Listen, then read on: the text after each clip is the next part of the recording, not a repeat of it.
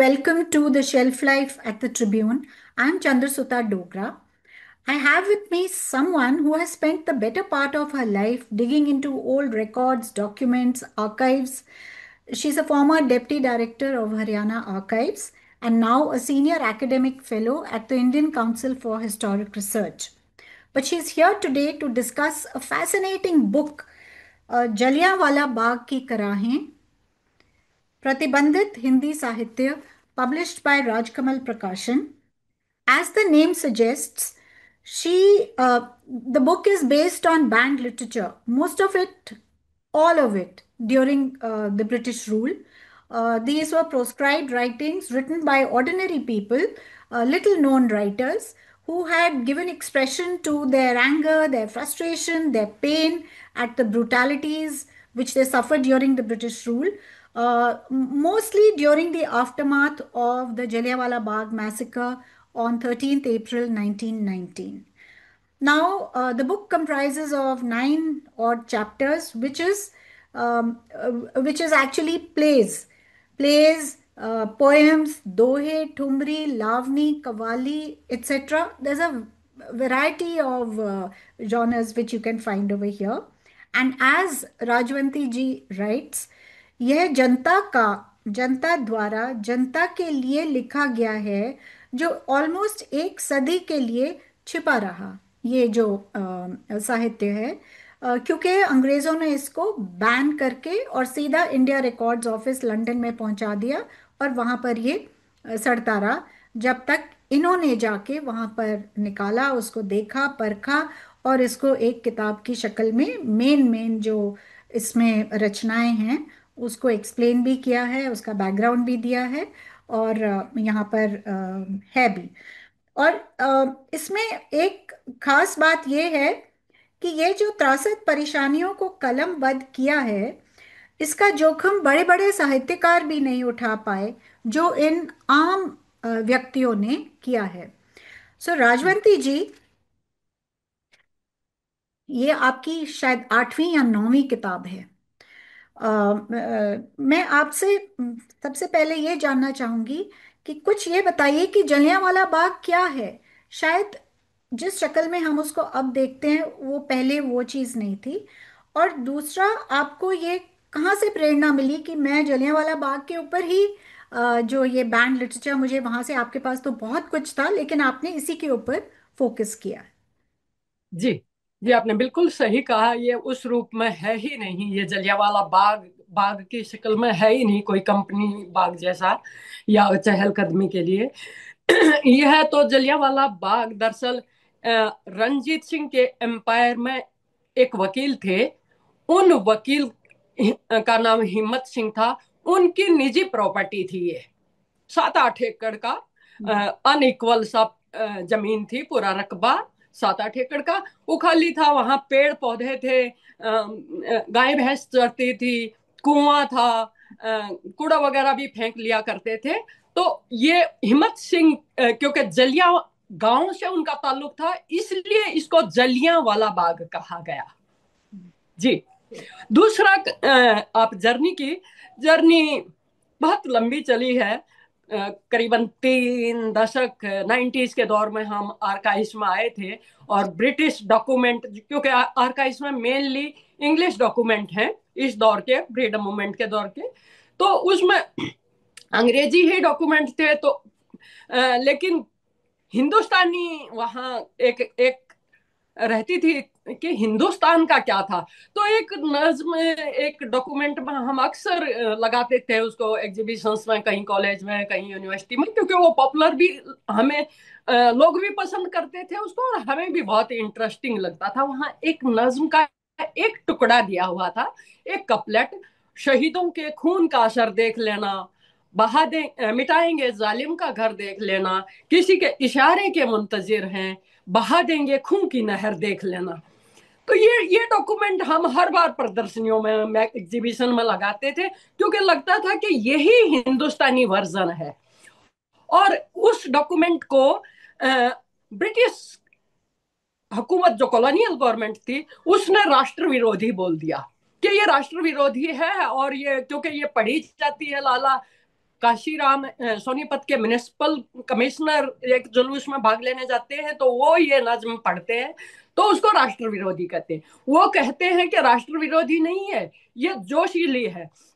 तो इसका मतलब ये हुआ कि एक नज्म जो उनको चार लाइनें नहीं बर्दाश्त हुई, तो वो बहुत स्पष्ट था, मेरे दिमाग में आ गया था कि भाई जब चार लाइनों के रचयिता कौन है मुझे नहीं मालूम, कहाँ छपी, कैसे ये प्रतिबंधित या जब्त हुई। वो कहते हैं कि ये जब्त शुदा नज्म जो है ये आपने पढ़ी है और ये राष्ट्र विरोधी है। वो कहते रहते हैं कि नहीं, ये राष्ट्र विरोधी नहीं है और ना ही अभी तक वो किताब जब्त हुई है।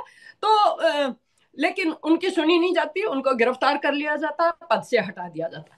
तो ये तब से मेरी जर्नी थी कि इस रिकॉर्ड में ही हिंदुस्तानी वर्जन है, क्योंकि इसके कारण ही एक तरह से लोगों का इसमें श्रेय है। तो इस लिटरेचर की इसलिए खोज शुरू हुई क्योंकि यही हिंदुस्तानी भावना का प्रतीक था, इसमें जोश था, वार्निंग थी अंग्रेजों के लिए। प्रिंटिंग प्रेस इसीलिए वार्निंग थी, उनको बर्दाश्त नहीं हो रहा था, इसलिए प्रिंटिंग प्रेसेस को जब्त कर लिया जाता, पब्लिशर पे जुर्माने, सजाएं और यातनाएं दी जाती। तो ये, और इसको तुरंत जब्त करके इंडिया ऑफिस भेज दिया जाता। और एक और बताऊं कि ये आजादी के भी 20 साल तक इसको खोला ही नहीं गया, इसको कॉन्फिडेंशियल सीरीज में डाल के यूं के यूं ताला बंद रखा गया।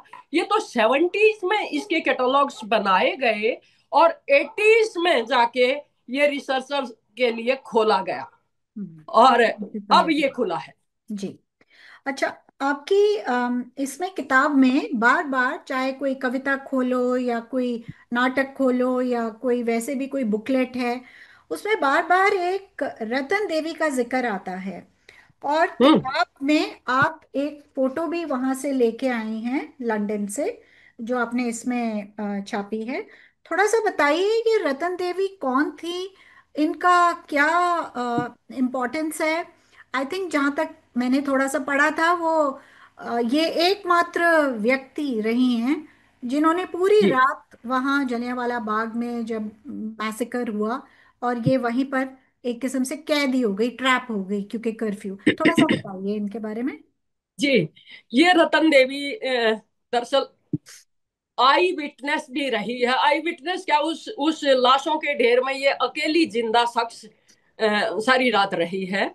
और ये वहीं के अमृतसर के ही लाला पदम सिंह की विडो कह सकते हैं या उनकी पत्नी थी, जिसको, और ये क्योंकि बची रही थी, इसका जब जलियांवाला बाग का ये मैसेकर हुआ तो उसमें इन्वेस्टिगेशन के लिए गवर्नमेंट ने बहुत लोगों का दबाव पड़ा।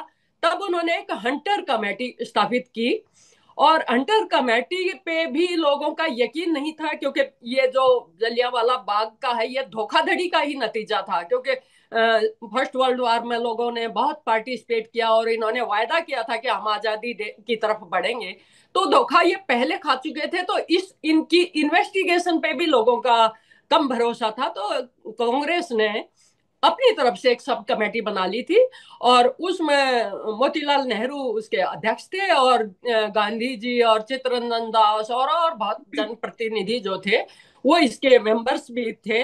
तो उनके सामने ये बयान दिया गया है रतन देवी के द्वारा। वो थोड़ा बयान सा में पढ़ थोड़ा सा दीजिए, कहो तो थोड़ा सा आपको पढ़ पढ़ देती हूँ। दीजिए। जी जी, हाँ थोड़ा हाँ सा हाँ, पढ़ दीजिए। थोड़ा सा पढ़ती हूँ। वो कहती है कि मैं अपने घर में लेटी हुई थी, मैंने गोलियों की आवाज सुनी, क्योंकि मेरे पति उसमें गए हुए थे, इसलिए मैं हड़बड़ा कर उठी और मैंने रोना शुरू कर दिया।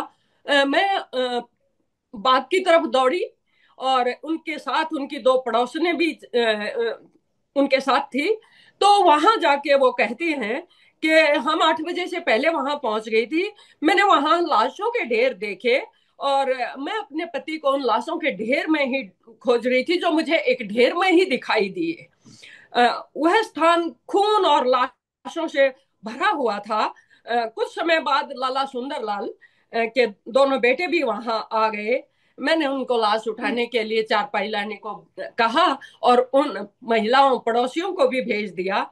लेकिन क्योंकि 8 बजे कर्फ्यू चालू हो जाता था तो वो आ नहीं सके, और वो अंदर बाग में ट्रैप रहती है।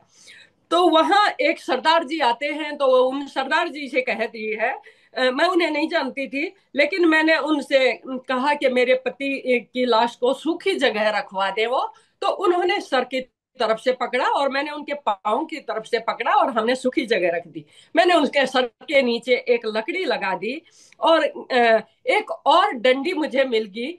मैं उसको कुत्तों को हटाने के लिए मैंने उसका काम किया, क्योंकि लाशों पर कुत्ते आ रहे थे। तो भैंस भी वहां जीवन और मृत्यु से लड़ रही है। तो एक छोटा बच्चा वहां गहरे संताप में है। वो मुझे कहता है आप ना जाएं छोड़कर मुझे। मैंने कहा नहीं जाऊंगी, और मैंने उस पर कपड़ा डाल दिया। शायद उसे सर्दी लग रही थी।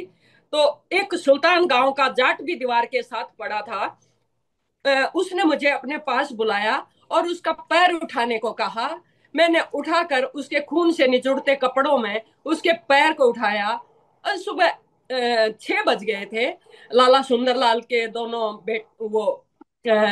पुत्र जो है वहां चारपाई लेकर आ गए, और वो लाश को लेके चले जाते हैं। कुछ और लोग भी आ गए, सबको अपने अपने की तलाश थी। मैं अपने पति की लाश लेकर आई। कुत्तों के भौंकने और गधों के रेंगने और लोगों की पीड़ा युक्त कराहटों के बीच लाशों के जंगल में बिताई उस रात को मैं कभी नहीं भूल सकती।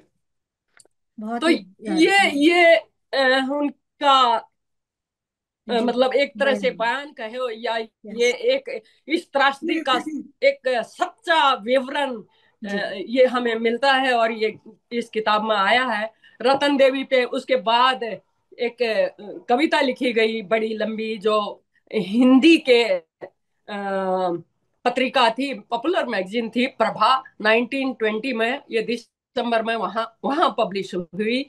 और गणेश शंकर विद्यार्थी जो भगत सिंह के साथ रहे, उनका भी संबंध रहा, क्योंकि वो भगत सिंह गणेश शंकर विद्यार्थी के प्रताप में उन्होंने कुछ दिन काम किया था। तो ये उसी तरह के लोग थे, ये जर्नलिस्ट थे, एक्टिविस्ट थे गणेश शंकर जी। तो उन्होंने इसको छापा। जी। जी। अच्छा, आपने ये भी लिखा है कि जैसे ही ये मैसेकर हुआ, गोलीबारी, और इसके बाद जनरल डायर ने इस खबर को दबाने की कोशिश की कि ये बाहर ना जाए। पहले तो कर्फ्यू लगा हुआ था, और ऊपर से डॉक्टरों को, जो अंग्रेजी डॉक्टर थे, उनको तो मना ही कर दिया था कि आप तो जो इंजर्ड हैं, जख्मी हैं, उनका इलाज ही नहीं करोगे। तो आधे लोग तो इसलिए भी मर गए कि उनको इलाज ही नहीं मिला। और वो सड़क भी बंद कर दी थी। अगर वो सड़क पे कोई जाता, जो गली जलियांवाला बाग तक जा रही है, उसमें सिर्फ रेंग के जाना अलाउड था। जी। वैसे नहीं। इसमें शायद आप एक फोटो भी लेके आई हैं, जी। जिसमें दिख सकते हैं कि देखिए, एक जी। जी। और जी। साथ में कुछ बिल्कुल। पुलिस कर्मी खड़े हुए हैं। तो ये बताइए, आपको कैसे ये मालूम हुआ कि ये दबाने की कोशिश है, और बाहर ये खबर गई ही नहीं? इंग्लैंड में ये बहुत महीनों के बाद में खबर पहुंची है, जो अप्रैल 13 की घटना हो चुकी है। जी। अ, दरअसल ये जब मैं इस साहित्य को, बैंड लिटरेचर की खोजने की मेरी शुरुआत हुई थी, तो लगातार ये मैं देखती आ रही थी यहाँ की आर्काइव्स में, राष्ट्रीय हमारी जो नेशनल आर्काइव्स ऑफ इंडिया है उसमें, और उसके बाद में जब लंदन पहुंची तो वहां मुझे काफी कुछ मिला इस बैंड लिटरेचर पे। क्योंकि वो सारा का सारा लगभग मेजोरिटी ऑफ रिकॉर्ड्स जो है, जो जिसमें उनको रेसिस्टेंस दिखता है, या उसमें उनको वार्निंग है एक तरह से, और वो लोगों तक पहुंचने की उनकी रोकने की कोशिश थी। तो ये सारा वहां मुझे मिला, ये वहां जाके डंपी किया है इन्होंने। अ, तो वहां पे मुझे लगा कि यहाँ के न्यूज़पेपर क्या कहते हैं। तो न्यूज़पेपर्स की खोज के लिए मैंने उनके जो न्यूज़पेपर सेक्शन था उनका माइक्रो फिल्म के रूप में उन्होंने रखा हुआ है सभी अखबारों को। तो मैंने कुछ मेन अखबार जो थे, जैसे टेलीग्राफ उनका, the times, the Manchester guardian, इनकी माइक्रो फिल्म जलियांवाले की जो घटना है 13 अप्रैल से, उसके बाद के मैंने अप्रैल से लेके सितंबर तक के अखबारों की इनकी पूरी माइक्रो फिल्म रील जो मैंने देखी, कहीं जिक्र जलियांवाला बाग का नहीं मिला। वो अंग्रेजों की सेफ्टी को लेके हैं, जो कि वहां घटना हुई थी पंजाब में, 5 अंग्रेजों को मार दिया था, उसकी खबर मिलती है। उसकी सेफ्टी की बहुत चिंता होती है, उसकी खबरें मिलती हैं। और सब मिलता है। दंगे हो रहे हैं, इनको दंगों की तरह शायद ट्रीट किया था, लेकिन ये दंगे बिल्कुल नहीं थे, ये तो सोची समझी मास किलिंग थी। तो वहां इस तरह मुझे लगा कि भाई इनके अखबार तक यह खबर नहीं पहुंची। और ये पाया मैंने कि ये वही ऑफिशियली जो खबर भेजते थे वो वहां वही छपती थी। तो ऑफिशियली इन्होंने खबर भेजी ही नहीं वहां कि हमने इतना बड़ा कांड कर दिया है। ये तो लोगों का यहाँ रोष बढ़ा। और जब हंटर कमेटी बनाई, और जब इनको हंटर कमेटी के सामने अपने को इनोसेंट साबित करना था जनरल डायर को, तो उनको प्रूफ देने पड़े कि मैंने ये किया है, एडमिट करना पड़ा कि मैंने ये किया है। तब जाके ये खबर वहां पहुंचती है। इंग्लैंड में पहुंची है। हाँ, तब जाके पहुंचती है। और तब ये गिल्टी महसूस, इनको गिल्टी करार दिया जाता है जुलाई 1920 में। जी जी। और एक और बात यहाँ मैं बता दूं चंद्रसूता जी, कि 1920 में जब इनको दोषी करार दे दिया जाता है, तो इंग्लैंड में इनके लिए एक पूरी मुहिम चलाई जाती है। क्योंकि जो पार्लियामेंट के जो दो हाउसेज होते हैं, हाउस ऑफ कॉमन्स वो तो अगेंस्ट था, लेकिन हाउस ऑफ लॉर्ड्स जिसमें पैसे वाले लोग थे वो इनको फेवर कर रहा था। और वहां बकायदा एक अखबार जो ब्रिटिश कंजर्वेटिव न्यूज़पेपर था, the morning post, morning post ने तो इनके लिए फंड रेजिंग शुरू कर दी थी। और फंड रेजिंग पूरे ब्रिटिश एम्पायर में लोगों से फंड इनको, ताकि ये क्योंकि इनको दोषी करार करके इंग्लैंड भेज दिया गया था, तो इनके जीवन के लिए, इनके बेनिफिट के लिए, इनके कंफर्ट के लिए फंड रेज किया गया। और मैं बताऊं कि 26,000 पाउंड्स इकट्ठे किए गए। और रुडयार्ड किपलिंग ने भी उसमें कंट्रीब्यूट किया, उन्होंने 10 पाउंड अपनी तरफ से दिए इस फंड के लिए। जी। जी। अच्छा। एक सबसे पहले जो आपने नाटक इसमें प्रस्तुत किया है वो है जख्मी पंजाब, जो लाला कृष्ण जी। चंद जेबा ने 1922 में लिखा है और ये लाहौर से प्रकाशित हुआ है। ये शायद एकमात्र नाटक है कॉलोनियल टाइम्स का which is based on the Jallianwala Bagh massacre.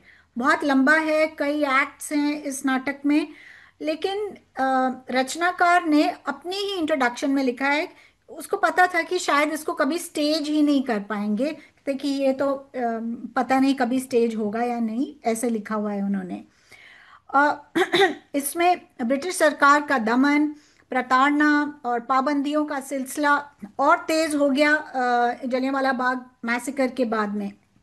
और ब्रिटिश शासन ने जब ये इतना कुछ पैम्फलेट्स जा रहे थे कंट्री साइड में, और ये इस तरह का लिटरेचर जो उनको लगता था भड़काऊ लिटरेचर है, तो इन्होंने सब कुछ उठा के बैन करके और इंग्लैंड पहुंचा दिया जैसे। और जख्मी पंजाब उनमें से एक रचना है।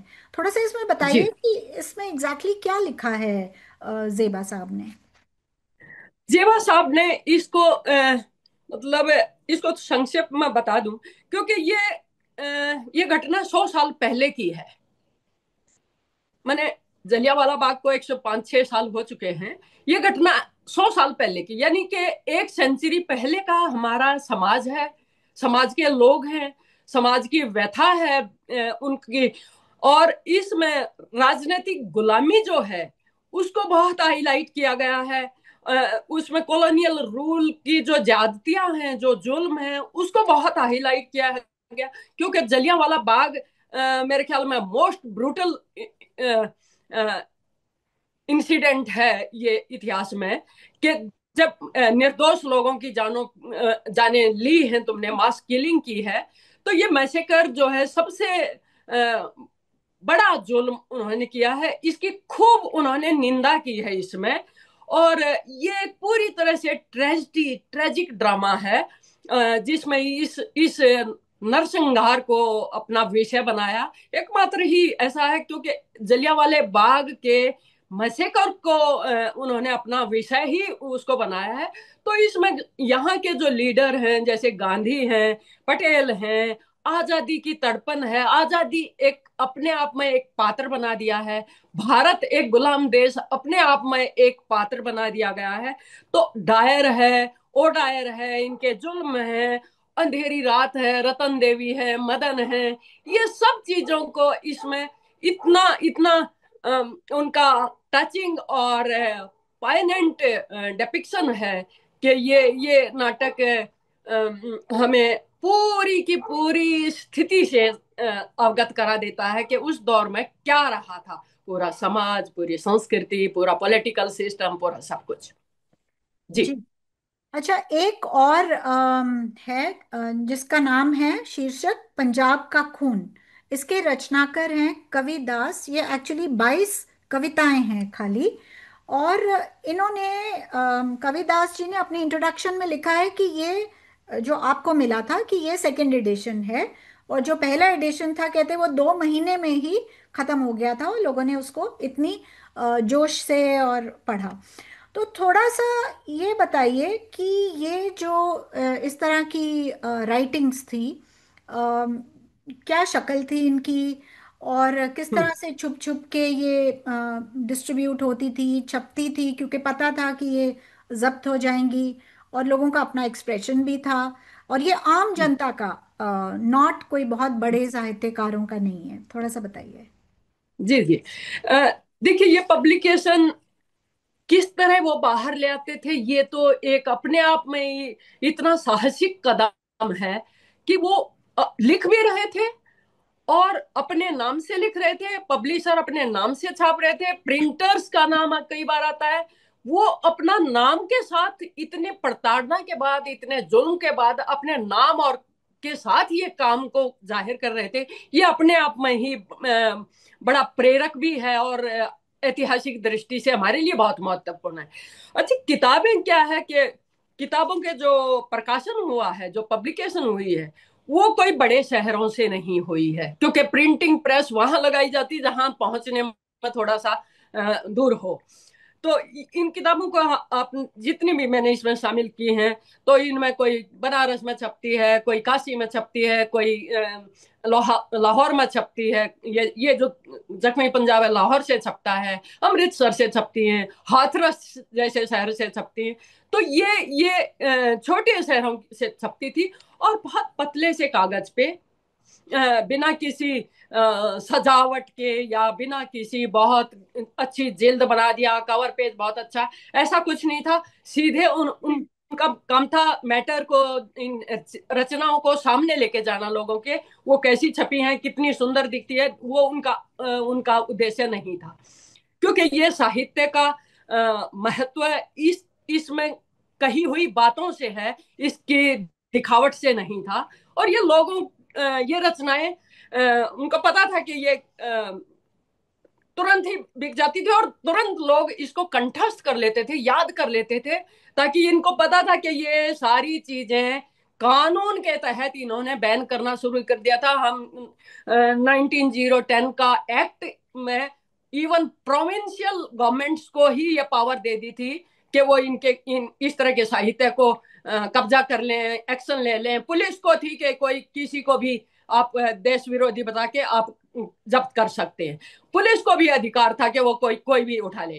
तो ये बहुत छोटे शहरों से मतलब छोटी क्वालिटी की प्रिंटिंग प्रेसिस में छपती थी और बहुत पतले कागज पे 16 या 24 पेजों की ऐसी ही किताबें छपती थी, ताकि उनको हैंडलिंग उनकी आसान रहे। जी। अच्छा, एक और बड़ा इंटरेस्टिंग चैप्टर है गौरांग गुणानुवाद। ये जी। एक सरकास्टिक टाइप का, सिर्फ 52 लाइंस का ये रचना है। और जी। जी। इसमें ये लिखा गया है, आप ही ने शायद लिखा है, कि रचनाकार का उद्देश्य कविताएं करना कतई नहीं था। वो आम जनमानस की भावनाओं को अभिव्यक्त दे रहा था तथा प्रशासन को आईना दिखाने की गरज से लिख रहा था। और ये जी, एड्रेस भी किया हुआ है ब्रिटिश रूल को। और हालांकि गौरांग गुणावाद का मतलब तो होता है मैं गोरों बता के दूंगी। गुण। हाँ हाँ। तो आप थोड़ा सा बताइए कि ये इतना क्योंकि सरकास्टिक। मुझे लग रहा है आपकी हिंदी, आप मेरे साथ हिंदी में चल रही हैं, आपकी हिंदी है नहीं उस अ, तो ये गौरांग गुणानुवाद का यही है कि गोरों के रंग, जो गोरे अंग वाले थे, उनके ही गुणों का इसमें बखान किया गया है। और ये 52 लाइन, जैसे 52 लाइन्स की आपने बताया, ये कविता है, सरकास्टिक है, कटाक्ष है इसमें, बहुत जबरदस्त है। इसमें एब्यूसिव कह सकते हैं, अशिष्ट कह सकते हैं, अनसिविल कह सकते हैं, लेकिन इसका ये दिखाता है कि कितना एंगर था लोगों में, कितना पेन था, कितना वो हटाने की उनकी उनका कोशिश थी कि ये किस तरह है, यहाँ आए हुए हैं, इनको हटाने की। तो वो गालियों तक निकालते हैं, लेकिन वो कोई मायने नहीं रखती, क्योंकि ब्रूटल किलिंग के सामने गालियां देना तो छोटी बात है। तो वो इसको एड्रेस करते ही हुए, मैं एक लाइन पढ़ देती हूँ, 2 लाइन। थोड़ा। तो वो अपनी कविता ही शुरू करते हैं अंग्रेजों को एड्रेस करते हुए, तुम दगाबाज, यानी अंग्रेज, तुम दगाबाज, मक्कार, सितमगर, बेईमान, जलिया हत्यारे, दोजख के कुत्ते, खुद गर्ज, बेरहम, बेवफा, बदकारे, तू ही हिंद में बन सौदागर आया था टुकड़े खाने, फिर दौलत देख देख कर मेरी लगे दिल में ललचाने। तो मैंने एक तरह से ये शुरू ही इन लाइनों से होती है कि उनका मकसद क्या था, अंग्रेज यहाँ क्या आए थे और हमारा देश क्या था। यानी हमारे पास तो बहुत दौलत थी, तुम ही हमारे टुकड़े खाने आए हो। जी, ये बहुत अच्छा। कविताओं में ये अक्सर मिलता है। और क्या कहते हैं कि बड़े राइटरों ने इसकी तरफ नहीं अपनी कलम चलाई।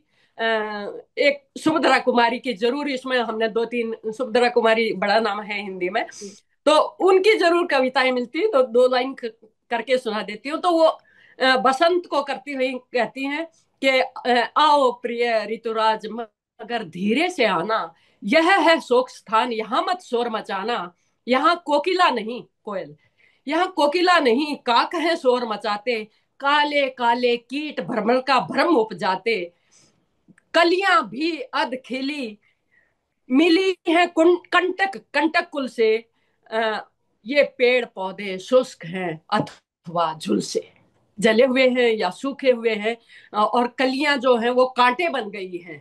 तो ये इस तरह का विवरण, उस जलियांवाले बाग का विवरण ये देती हैं।